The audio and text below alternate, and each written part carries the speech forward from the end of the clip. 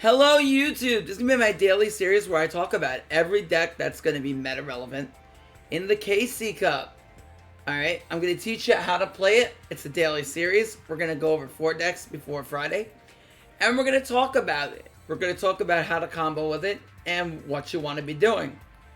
Now, our first deck is Gandorcust. Now, if you've not played that deck, Gandorcust is a very powerful, ignore the 10-year image on the upper left. Gandorcust is a very, very powerful deck, I think, in Stage 2, because you have the Orcust engine, and the Orcusts are extremely powerful. How are they powerful? Well, you have easy access into getting your turn 1 Orcust combo, getting it going. Now, the only disadvantage to this is you don't have the back row, but pretty much outside the back row, a lot of the combos are the same, and it's very consistent in doing that. We're going to talk about the deck list, and I'm going to tell you why we run what we run and how you go about comboing. So first things first is, let's talk about the skill, because you're going to, if you've never seen Gandorcust, you're going to look at this deck and you're going to say, why the heck is there 100 gadgets in the deck, right? Alright, so Determination to Fight allows you to be able to search Gandora for free, alright? And there's no restrictions. Alright, I'll tell you what Gandora does, but let's go over the skill. First, you return 1 card to your deck to your hand to add 1 Gandora monster from your deck to your hand. Also, you can normal summon 1 Gandora in addition to that. The second effect is you send a gadget to play a Silent Magician, blah blah blah, or a Silent Swordsman outside the deck. This really doesn't come up ever, but, you know, you can play like a Silent Swordsman level 4 if you really wanted to. Could be useful if you want to make a length for that you're sending a 4 to make a 4, so it doesn't really make a difference. But just in case you ever wanted to do that, you could.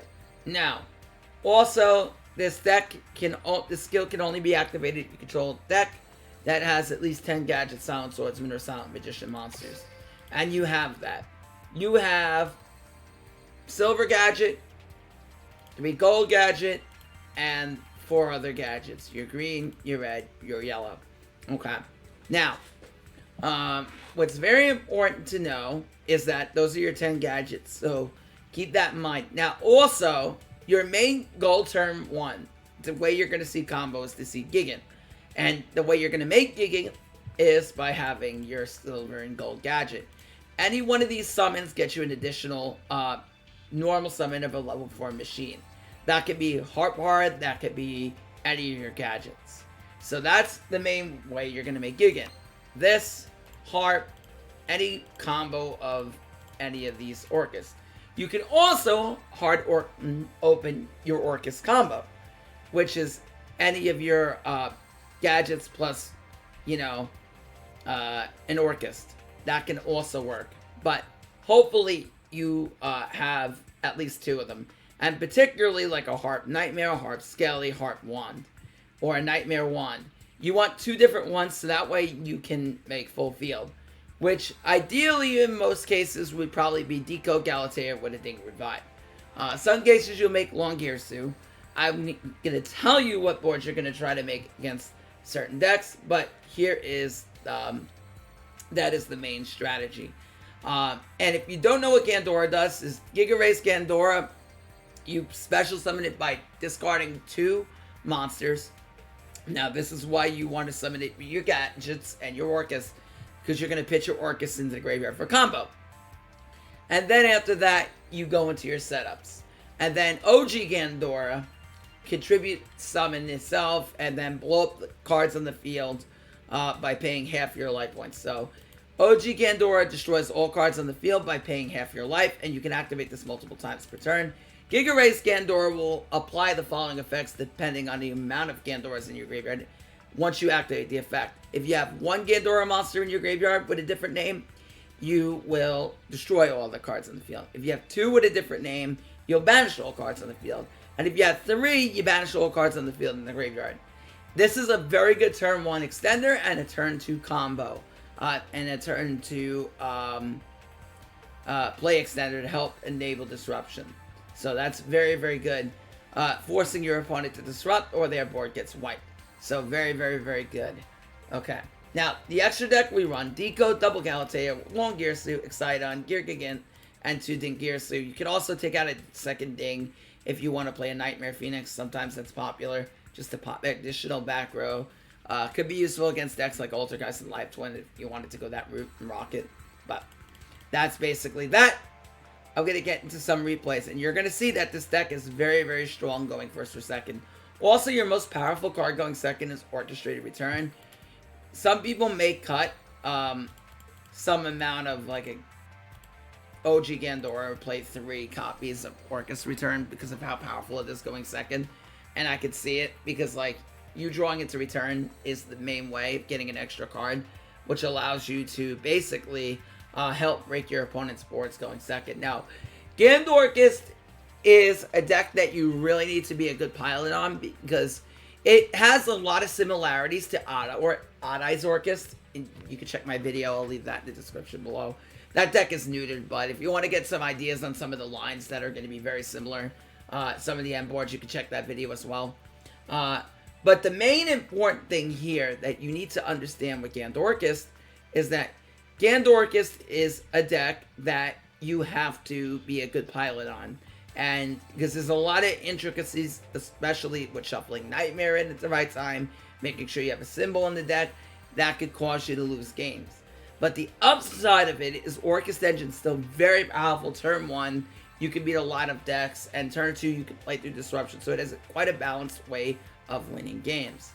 That being said, let's go ahead and get into some of the replays. And then, yeah. Let me save a few of these. We had a 90% win rate. Oh, nope. That's not what I wanted to do. Had a 90% win rate.